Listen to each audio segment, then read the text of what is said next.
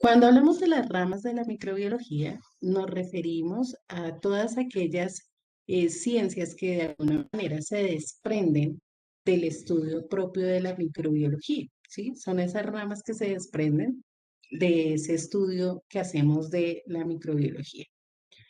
Y son diversas, son varias, dependiendo obviamente de las características del microorganismo al cual nos estemos refiriendo. Entonces tenemos en primer lugar, vamos a tener de a dos ramas por diapositiva y yo voy a ir hablando de cada una de ellas. Las gráficas simplemente son ilustrativas, ¿no? No vamos a tener que hacer las gráficas ni nada por el estilo. Las gráficas únicamente son ilustrativas para que más o menos nos hagamos una idea de la referencia que tiene esa rama de microbiología. La primera rama es la bacteriología. Y como su nombre lo indica, pues aquí se va a centrar en el estudio de las bacterias, ¿cierto? Resulta que la bacteriología en sí ya es una carrera, ¿sí? Es una carrera. El bacteriólogo demora 5 años estudiando acerca de bacterias, ¿cierto? Para determinar todo lo que dice allí, su anatomía, su fisiología, la reproducción, los diferentes tipos de bacterias. En cuanto a microorganismos, no hablamos de clases de microorganismos, sino hablamos de cepas. ¿Sí? No hablamos de razas de microorganismos, sino de cepas. Entonces, yo sé que ahorita que con el tema del coronavirus, del SARS-CoV-2, hemos escuchado que la cepa brasilera, que la cepa sudafricana, que la cepa del Reino Unido. Esa cepa es como hablar de las razas, ¿sí? De las diferentes razas cuando usted habla, por ejemplo, en los perros. Entonces, que el chau chau, que el chihuahua, que bueno, que el uno, que el otro. Esas son las cepas. A eso se refiere las cepas en cuanto a la bacteriología y a los microorganismos. Hablamos en este caso, de variaciones a nivel interno, a nivel de la genética interna de estos microorganismos. Pero la bacteriología, que es en lo que estamos centrados en este momento, estudia muchas cosas, tanto las bacterias que son patógenas, recuerden que el término patógeno significa que causa enfermedades o que causa daño, y las que son de interés a nivel industrial. A nivel industrial porque ahí se encuentran todas las bacterias que hacen parte de los procesos fermentativos, ¿sí? Y que se utilizan para la producción de algunos eh, alimentos, como es el caso del yogur, como es el caso del pan, el caso de la salsa de soya, bueno, todos ellos involucran bacterias en su elaboración. ¿Qué más se estudia la microbiología? Pues básicamente todos los aspectos, los tipos de bacterias que pueden estar involucrados o que pueden hacer parte o que estén en una persona, por ejemplo. Entonces los bacteriólogos son los encargados del laboratorio clínico. ¿Sí? Cuando ustedes les hacen un examen de sangre, un examen de orina, un coprológico, es el bacteriólogo el que se encarga de hacer el estudio de estas sustancias para determinar el tipo de bacterias o las bacterias que pueden estar allí presentes. Una segunda rama de la microbiología es la virología, ¿sí? Y como su nombre lo indica, pues va a estudiar los virus. Entonces, ¿qué estudia de los virus? Básicamente toda su estructura. La estructura viral es una estructura muy compleja. Los virus cambian, los virus mutan, los virus se transforman y los virus tienen una particularidad y es que todavía no se consideran seres vivos. Entonces, podríamos pensar, en mi concepto, para mí personalmente, los virus son los zombies de los microorganismos. ¿Por qué? Porque ellos ni están muertos ni están vivos. Entonces, eso les da unas características particulares que hace que sea tan complicado tratar con ellos. Adicional, no hay virus benéficos. Ahora se está trabajando a ver de qué manera se pueden utilizar clínicamente y en la limpieza de los ambientes contaminados, pero virus benéficos no hay. O sea, ellos simplemente tienen que ser atenuados, tienen que ser inhabilitados, tienen que hacerse un proceso con ellos para poder utilizarlos de manera adecuada. Bueno, Laura, no sé dónde estabas cuando yo expliqué qué era lo que había que hacer. Les dije que solamente íbamos a tomar la, el nombre de la rama, en este caso bacteriología o virología, ¿cierto? Y su objeto de estudio.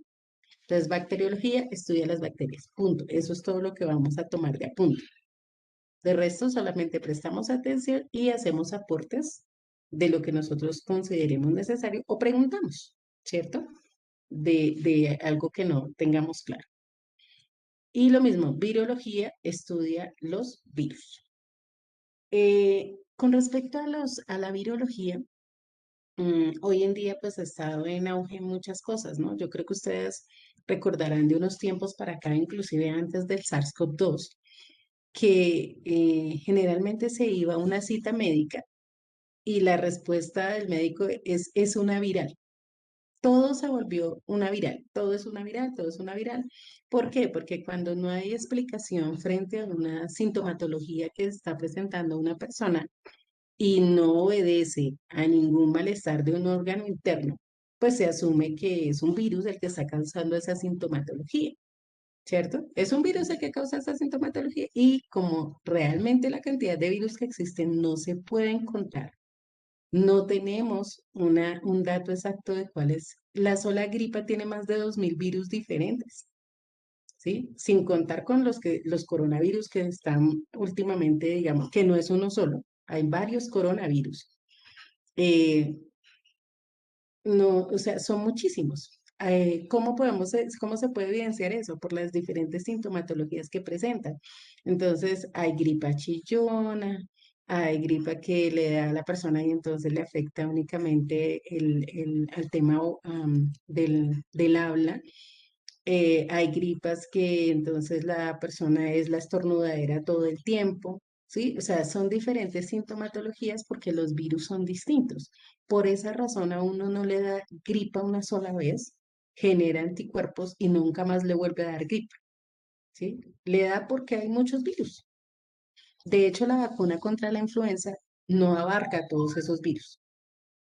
Por eso, aunque una persona se vacune contra la influenza, perdón, va a tener algunos virus que no le van a afectar, es decir, le puede dar menos cantidades de gripa, pero no le garantiza que nunca más le vaya a dar gripa, porque no es efectiva para todos los virus. Y por el proceso, como les decía, de que ellos mutan constantemente. Bueno, entonces aquí tenemos las dos primeras ramas de la microbiología, bacteriología y virología. A medida que yo voy hablando, ustedes van tomando el apunte, ¿cierto? O sea que ya puedo continuar. ¿O alguien falta? Perfecto. Seguimos entonces. La tercera es la micología. Y la micología no tiene nada que ver con micos, porque estamos hablando de procesos microbiológicos. Los micos no hacen parte de la microbiología. Cuando nos referimos a la micología, estamos hablando de los hongos. Los hongos también reciben un nombre que es micota, con Y, micota. Por esa razón, hablamos de micología. Aquí en este caso, entonces estudiamos una de las formas más cambiantes y diversas que tiene la naturaleza y es justamente los hongos. Resulta que hongos tenemos a nivel macro y a nivel micro.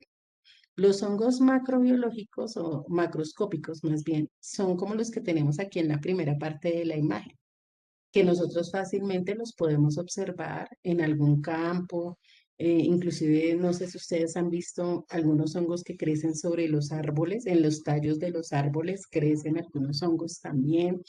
Esos son a nivel macro. A nivel micro, entonces tenemos hongos como el moho del pan que lo vemos cuando ya hay muchos, cuando hay mucha, cuando es una colonia, cuando ya está invadido el pan. Entonces ahí es que nosotros podemos ver esos hongos, que es el moho, que es un hongo. Otro hongo es la levadura con la que se procesa la cerveza, también el pan, ¿cierto? Y tenemos otros hongos que también son microscópicos, pero que están presentes en los quesos, en el queso azul, en el camembert, ¿cierto? Ese azul es precisamente por el moho que tiene ese queso. Ese es el que le da esa coloración azul al queso. Obviamente, hay personas que tienen un gusto particular por este tipo de quesos, pero sí le da un sabor diferente. No es muy agradable para la persona que no acostumbra o que no, sí, que no ha sido entrenado, digámoslo así, en el consumo de este tipo de quesos. No son hongos maléficos en este caso, no generan enfermedades, no, son hongos que fácilmente se pueden, pues, digerir en el organismo. También un uso positivo de los hongos es para preparar medicamentos. El Penicillium notatum es el hongo del cual se saca la penicilina y es un antibiótico. Los antibióticos son para combatir bacterias. Entonces, fíjense que el mundo de los hongos es bastante amplio y eso hablando solo de los microscópicos, porque en los macroscópicos tenemos los champiñones, las setas, que son hongos comestibles, y tenemos una cantidad de hongos que son microscópicos, perdón, microscópicos no, venenosos. Y dentro de esos hongos encontramos los hongos a partir de los cuales sacan las sustancias alucinógenas, es decir, los alcaloides. Entonces, fíjense que la diversidad en cuanto al trabajo de los hongos es supremamente amplia, muy, muy amplia. Bueno, en otro aspecto de la microbiología tenemos la parasitología. Recuerden que si surge alguna pregunta o algún comentario, lo pueden ir haciendo, bueno, a través del chat o a través del audio. Bueno, la parasitología, como su nombre lo indica, pues va a estudiar los parásitos. Pero dentro de los parásitos no solamente microscópicos, sino también parásitos macro. Cuando hablamos de los gusanos, cuando hablamos de eh, las amebas, cuando hablamos de otros parásitos como los ácaros, como las pulgas, como los piojos, las garrapatas, todos ellos están dentro del estudio de la parasitología. ¿Qué es lo que estudia en sí la parasitología? ¿Cómo es que actúan estos parásitos en los diferentes organismos? Recuerden que un parásito es un ser que siempre va a hacer daño, le va a causar daño a su huésped, ¿sí? Entonces ellos siempre llegan para de alguna u otra manera afectar. Entonces, ¿qué estudia la parasitología? ¿Cómo es ese proceso de afectación? ¿Cuánto tiempo puede durar ese proceso de afectación? ¿Y cómo se puede eliminar el parásito? ¿Sí? Entonces nosotros encontramos purgantes, antiparasitarios, bueno, todo este tipo de sustancias que lo que buscan es eliminar esos parásitos cuando ya han proliferado mucho en el organismo. Resulta que nosotros como seres humanos somos un hábitat de microorganismos. Más o menos al minuto que nacemos, estamos llenos de microorganismos, ¿cierto? Porque las bacterias, los virus, en fin, todos están ahí en el ambiente. Entonces, nosotros empezamos a respirar y empezamos a añadir microorganismos. Tomamos alimentos y empezamos a añadir microorganismos que también están allí presentes. Y somos el hábitat de ellos. Ok, ya me devuelvo mientras voy a explicar. Somos el hábitat de esos microorganismos. Entonces, uno de los microorganismos que habita en nosotros es la ameba, ¿sí? La ameba. El nombre científico de ella es Entamoeba stolística. Ella está dentro de nosotros, pero con el paso del tiempo y con una mala alimentación o al consumir un alimento contaminado, esas amebas empiezan a reproducirse de una manera impresionante y nos generan un ataque de amebiasis.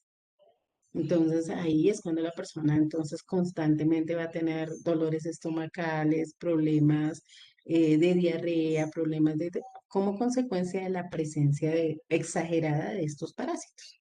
La parasitología se encarga de eso, cómo se controla un ataque de amebas, cómo se eliminan estos parásitos del organismo y es buscar compuestos químicos que nos ayuden a eso.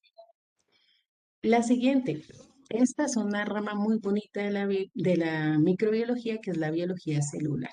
Y en ella nos vamos a enfocar en grado undécimo.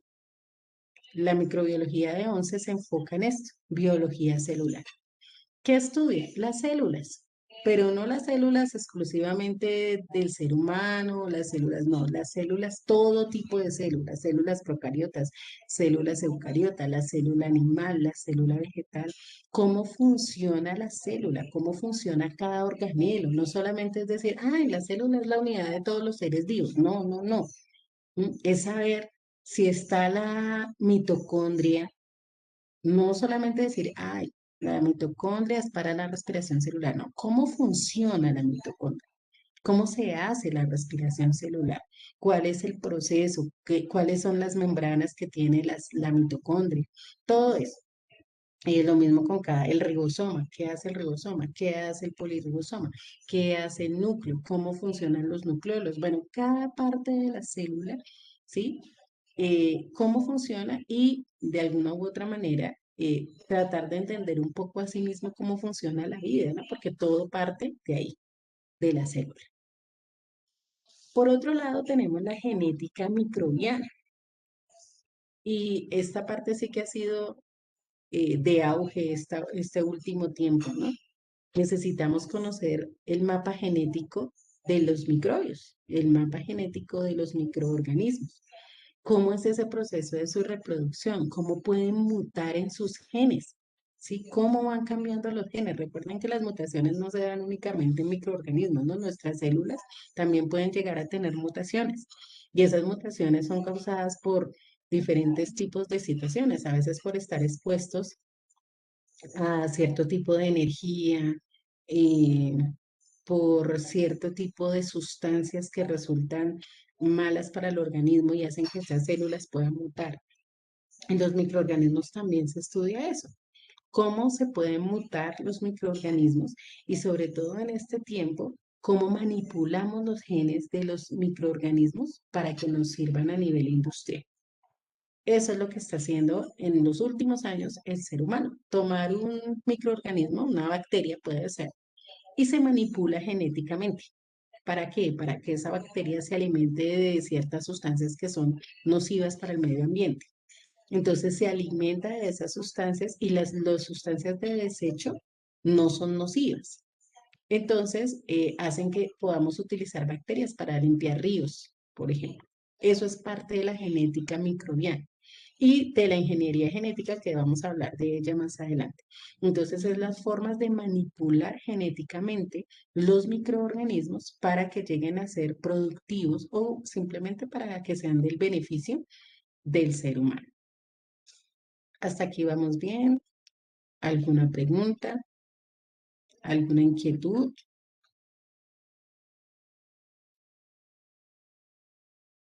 ¿No? Ok. Listo. Vamos con la siguiente. La biología molecular de eucariotas y de procariotas. Ya habíamos hablado de la biología celular como parte de la microbiología, pero la biología molecular se encarga de hacer diferencia entre unas células y otras. Las células eucariotas, que es las que están en la parte superior, y la célula procariota, que está en la parte inferior.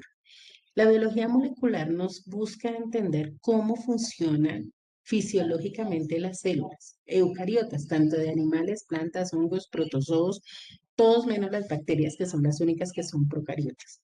Entonces, ¿en qué se centra? En las funciones que desempeñan las moléculas que están dentro de la célula y la interacción que hay entre ellas. Aquí entonces hablamos de la bioquímica, ¿sí? La bioquímica. En este caso, a nivel de células eucariotas. Y fíjense que es tan amplio que tenemos que separar unas células de otras, porque el funcionamiento de la célula eucariota no es igual al de la célula procariota desde el punto de vista que ni siquiera tienen los mismos organelos, no tienen, la célula procariota es una célula básica, entonces ella solamente tiene ADN, de pronto el ribosoma, los plásmidos, que son como los que le colaboran en ese proceso de hacer síntesis de proteínas que la célula necesita, y no más. Mientras que la célula eucariota es una célula compleja, ¿sí? Que tiene muchos más organelos que el aparato de Golgi, que los retículos endoplasmáticos, que la mitocondria, que los lisosomas, que, bueno, una cantidad de cosas que hace que la fisiología de ellas sea totalmente diferente. Dentro de las procariotas también entonces es importante estudiar el funcionamiento que tiene las procariotas eh, que no son cianobacterias y las que son cianobacterias, que son las que tienen la capacidad de realizar proceso de fotosíntesis. Pues ahí hay mucho más que estudiar con respecto a la biología de estas molecular de estas células procariotas. Entonces, fíjense que es muy amplio, ¿sí? Muy amplio el objeto de estudio que tiene la microbiología también desde estas dos ramas.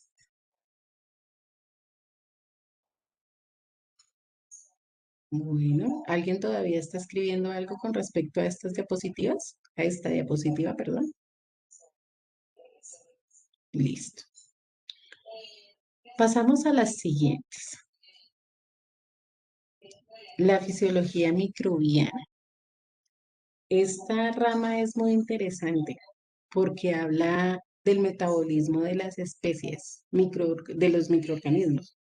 Entonces, cuando hablamos de metabolismo, eh, nos referimos en cómo las bacterias, los hongos, los virus utilizan esos nutrientes, digámoslo así, que llegan pero específicamente para su crecimiento y su desarrollo.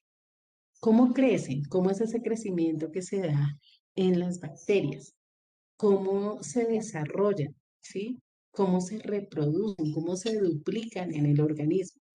Entonces, cuando usted se come un alimento que está descompuesto y a veces no nos damos cuenta que ya está en ese proceso de descomposición. Por ejemplo, hay ciertas frutas que a medida que empiezan su proceso de descomposición van a generar más azúcares. Entonces usted dice, ay, no, estaba dulcecita, ¿cierto? Y no era esa la situación. El problema era que ya venía en un proceso de mayor descomposición. Usted se comió esa fruta, ¿cierto? Y resulta que eh, al cabo de media hora, usted empieza a sentir como que me puede estar dando un retorcijón en el estómago, puede ser que un dolorcito leve en el estómago, y al cabo de una hora, entonces ya el dolor es más fuerte, ¿cierto? ¿Por qué? Porque resulta que las bacterias se duplican cada media hora, cada media hora. Entonces hay reproducción de bacterias cada media hora. Usted se come una bacteria, una que no es una, porque cuando hablamos de cantidad ya se han multiplicado en sí en la fruta, en la comida, en lo que hubiese sido, pues usted manipuló mal. Y entonces, eh, al cabo de media hora son el doble y al cabo de una hora completa ya es 4 veces la cantidad de bacterias que usted pudo haber ingerido. Entonces, por eso la contaminación a nivel de bacterias es, es tan rápida, ¿no? Y aparte de eso, pues se prolonga hasta que usted puede eliminarlas de su organismo. Eso es en cuanto a la Eh, fisiología microbiana. Dime, Profe, Cristian. una pregunta. ¿A raíz de qué los alimentos se empiezan a descomponer? Bueno, ese es un proceso natural, obviamente, a partir de las mismas bacterias, ¿sí? Las bacterias del aire, las bacterias del suelo, las bacterias que de por sí están en todas partes, en todas partes. Entonces, empiezan a hacer sus procesos metabólicos, sus procesos de fermentación en los alimentos y van generando esa descomposición. Ellas son las que descomponen eh, y bueno, básicamente bacterias y hongos, pero los hongos, digamos, generalmente los encontramos más a nivel de suelo que de aire, ¿sí? Las bacterias las encontramos más en el aire. Entonces, por eso es el proceso de descomposición de las sustancias. Y por otro lado, tenemos relacionado con la fisiología la metabólica microbiana. Y en la metabólica, entonces, nos dice cómo es que los microorganismos obtienen energía a partir de los nutrientes que ellos consumen. Esos nutrientes están en los alimentos, esos nutrientes están en el mismo medio donde cada una de las bacterias o de los diferentes microorganismos se desarrollan. A excepción, por ejemplo, de los virus no necesitan nutrientes, ¿sí? Ellos, como no son seres vivos, pues ellos no se alimentan. Ellos lo único que necesitan es una célula, ¿sí? En el momento que el virus encuentra una célula y se puede adherir a ella, ya hizo su trabajo, porque el trabajo de él es replicarse. Entonces, consigue una célula, queda en ella, se replica y ahí empieza a dañar células, si es el caso, o empieza a generar nuevos virus que vayan y ataquen otras células. Los virus Profe, tienen yo unas... tengo una pregunta. Sí, señora.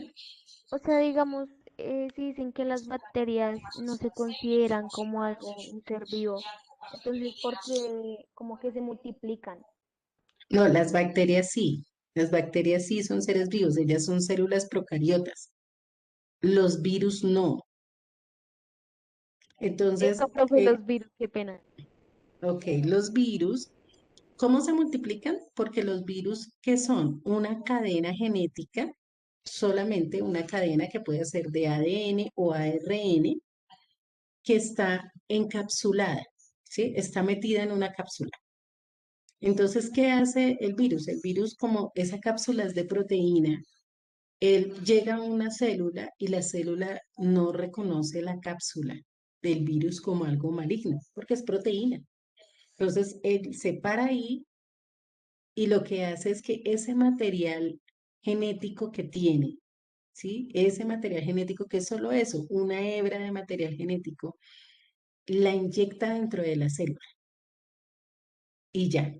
Entonces, por eso no hablamos de una reproducción viral. Los virus no se reproducen. Él lo que hace es inyectar ese material genético dentro de una célula y cuando ese material genético ingresa a la célula, encuentra que la célula tiene todo lo que necesita para que él se pueda replicar, para generar otros virus y ya. Pero no tiene más funciones, no respira, no se nutre, no, nada de esas cosas. Es más, cuando un virus está en el ambiente, en el aire, el virus es inerte, ¿sí? El virus no puede hacer nada, el virus necesita una célula. Si no llega a una célula, no pasa nada con los virus, pero pues tienen que llegar a una célula. Por eso, digamos ahorita con todo este tema del SARS-CoV-2 y el tema del uso del tapabocas es impedirle al virus que llegue a una célula, ¿sí? La idea es esa, impedirle que llegue a una célula y sobre todo que llegue a una célula que pueda afectar, como es el caso de las células a nivel de la garganta, a nivel del sistema respiratorio, que es ahí donde se queda. Fíjense que los virus, la mayoría de virus, son específicos, ¿sí? La mayoría de virus son específicos, sobre todo los virus que tienen ciclo corto. Los virus que tienen ciclo largo, como el caso del VIH, como el caso del virus que produce, o de los virus que producen cáncer, son virus que tienen un ciclo más largo. Y entonces, al tener un ciclo más largo, tienden a destruir las células. Lo que no pasa ni con la varicela, ni con la viruela, ni con el sarampión, que todos esos son virus, pero el ciclo es corto. Entonces, de hecho, el virus del SARS-CoV-2 tiene un ciclo de 14 días. Por eso es que siempre dicen 14 días, es por eso, porque es el tiempo en el que el virus trabaja, actúa. Listo, termina su ciclo viral y se acabó la enfermedad. El problema en los casos es, en el caso del SARS-CoV-2 es la respuesta inmunitaria que tiene el organismo, que eso también hace parte del estudio de la microbiología. Pero con respecto a lo que tú me preguntas es eso, ellos no son seres vivos, no, pero tienen un material genético que cuando llega a una célula, pues se replica y hace y afecta a las células a las que llega. Bueno, el ébola también es un virus, sí, señor, el ébola también es un virus y también genera epidemias, ¿no? El ébola no ha llegado a ser pandemia, pero sí es epidemia en algunos lugares, en algunas zonas. Bueno, precisamente estábamos hablando de la rama número 11, que es la de la inmunología microbiana. Esta rama estudia cómo el organismo responde a un ataque de un microorganismo. Cómo el organismo responde, cómo es el sistema de defensa que nosotros tenemos, y no solamente nosotros como seres vivos, ¿no? Sino otros animales, otros seres vivos, cómo se van a defender frente al ataque de un microorganismo que es patógeno. Entonces, en el segundo periodo tendremos que hablar acerca del sistema inmunológico, ¿cierto? Y en el sistema inmunológico eh, tenemos que ver qué función tienen los glóbulos rojos, qué función tienen los linfocitos, qué función tienen esto, se me fue, los anticuerpos, ¿cierto? Que ahorita se habla tanto de generar esos anticuerpos. Entonces, ¿qué función tienen ellos en el organismo? ¿Qué pasa cuando llega una infección? ¿Por qué cuando usted tiene una infección le da fiebre? ¿Cierto? El organismo la fiebre no es mala. A veces uno dice, ay, no, que le dio fiebre terrible. Sí, obviamente si llega a unos valores que están por encima de, claro que sí, pero la fiebre no es mala. La fiebre le avisa a usted que hay una infección, ¿sí? La fiebre avisa que hay una infección. Por ejemplo, ahorita con esto de la inmunología se ha descubierto también que el problema con el virus bueno, con el coronavirus y con la enfermedad que causa, que es el COVID, es justamente la respuesta inmunitaria, ¿sí? Nuestro organismo a veces en la respuesta inmunitaria tiende a ser fuerte, ¿sí? Él se defiende y se tiene que defender. Entonces, la defensa del organismo genera ciertas reacciones. La fiebre, la inflamación de los tejidos, eso también es una respuesta del organismo. Entonces, en el caso de los pulmones, cuando se inflaman, pues no dejan pasar el aire. Y por esa razón es que la gente no puede respirar. Ahora, ¿hay medicamentos contra los virus? No, no hay medicamentos para los virus, por lo que les acabo de explicar. No los podemos exterminar porque no están vivos. No podemos. Entonces, ¿qué es lo que se ataca o qué es lo que se trabaja? Los síntomas que producen. Entonces, cuando usted toma un antigripal, no es para eliminar el virus. Y ustedes lo ven, por ejemplo, en las propagandas que dicen los síntomas, es para los síntomas.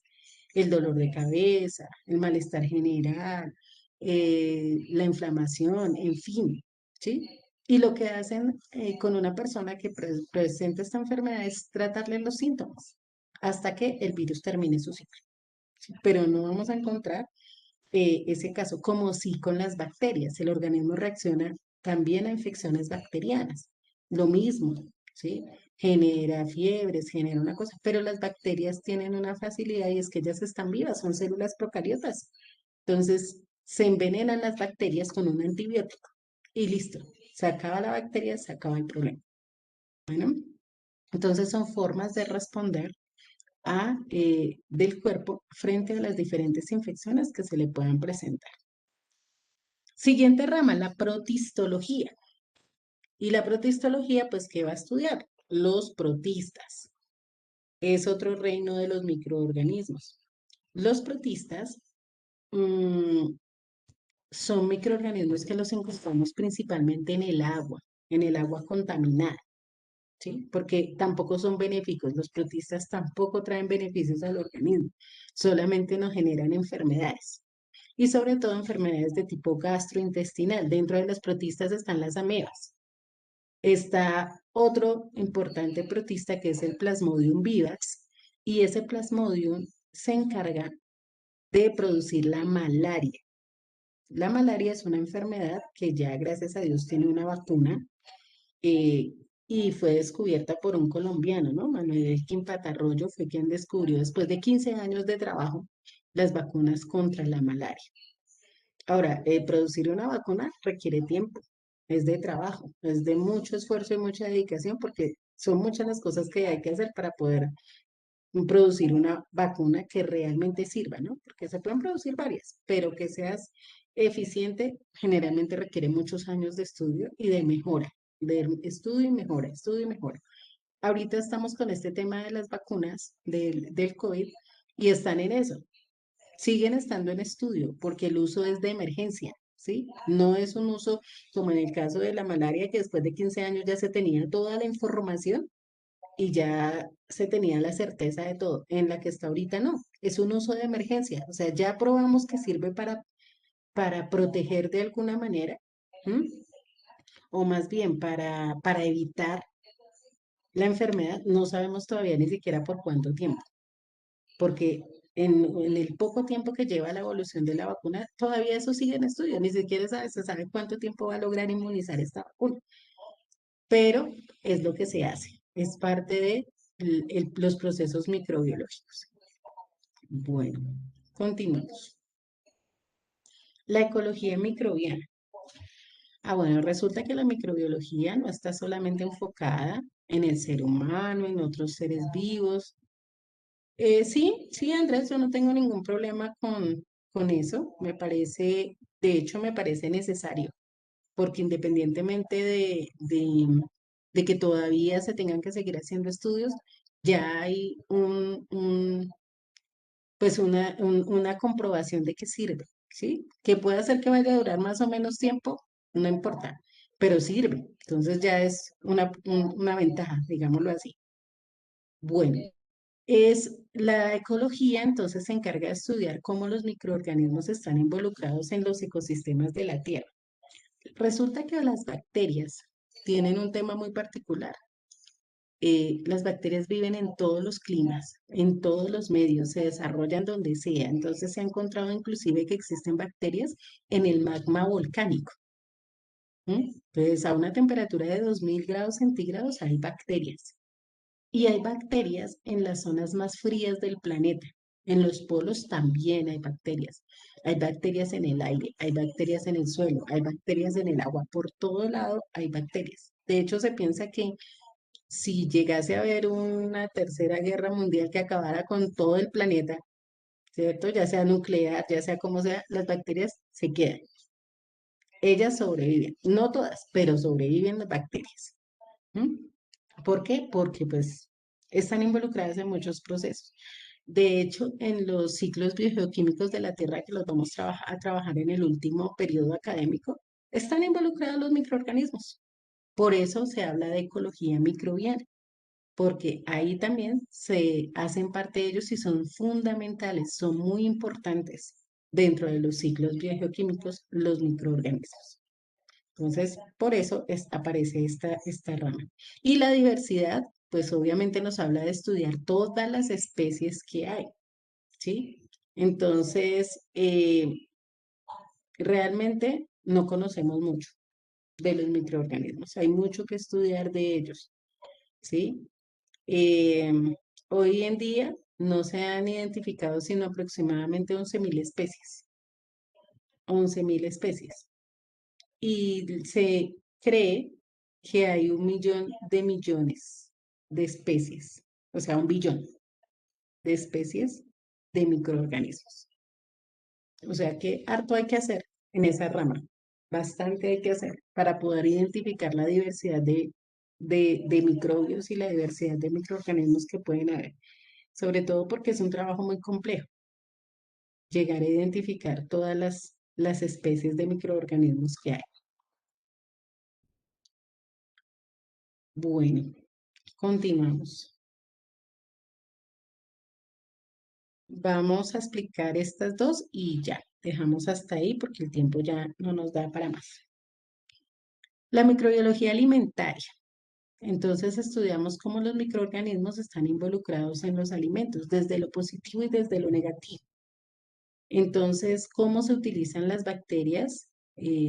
Por ejemplo, los lactobacilos. Los lactobacilos están en el yogur, están en el kumis, están en el queso, ¿sí? Ahí se utilizan los lactobacilos. Hay algunos lactobacilos que producen ácido láctico que están también en nuestro, en nuestra corporalidad, por decirlo de alguna manera.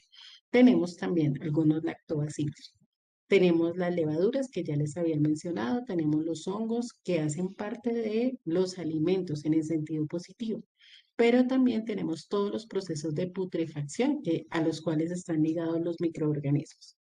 Entonces, desde la putrefacción de las frutas y verduras hasta la putrefacción de la carne, ¿cierto? En este caso hablando de los alimentos cárnicos que nosotros consumimos, pero también hacen parte de la putrefacción de la carne nuestra como seres humanos cuando ya viene el proceso de descomposición de un ser humano, ¿cierto? Después de fallecer, pues simplemente las bacterias también están involucradas en esos procesos de descomposición. A eso se refiere, entonces, la alimentaria solamente en cuanto a lo que tiene que ver con cárnicos que sirven de alimento, frutas, verduras y demás. Y por último, mencionaremos la microbiología clínica. Y aquí entonces estudiamos todo el impacto que tienen los microorganismos patógenos en la salud. Entonces, ¿qué enfermedades causan? Y cómo se va a tratar esas enfermedades. Eso lo vamos a ver en segundo periodo. Pero, ojo, porque vamos a hablar de enfermedades y de tratamiento, pero no quiere decir que, ay, no, entonces ya, yo ya sé que si tengo tal enfermedad me tomo tal cosa. No, siempre hay que hacer el proceso, ir al médico, hacer la revisión, los exámenes, lo que sea que se necesite para tratar eso de manera específica y no de manera general, porque eso puede traer consecuencias también negativas para la salud. Entonces, hasta aquí hemos visto, ok, ya la devuelvo. Hasta aquí hemos visto 16 o hemos hablado de 16 de las 25 ramas de la microbiología, ramas principales, porque de esto surgen otras y otras y otras. Pero fíjense que es muy amplio. El mundo de la microbiología es muy amplio porque todavía hay mucho que estudiar. Hay muchas cosas que no se saben. Entonces es un mundo sin explorar y que pues está abierto a que todas las personas que tengan el interés por aprender de esto, pues eh, hay bastante que hacer. Entonces, bueno, eso era lo que quería explicarles por el día de hoy. Espero que nos haya quedado claro, que hayamos comprendido y aprendido algunas cosas diferentes con respecto a esta parte de la ciencia. Espero, chicos, que tengan un excelente fin de semana, que descansen, que compartan con sus familias, que disfruten, no anden por la calle sin tapabocas. Y mañana, entonces, recuérdenle a sus papás que tienen que ir por el módulo. ¿Listo? Bueno, Hasta entonces, luego, profe. excelente día, Dios Hasta los luego, bendiga. profe. Chao, No, chicos. profe. Chao a todos. Cuídense mucho. Chao.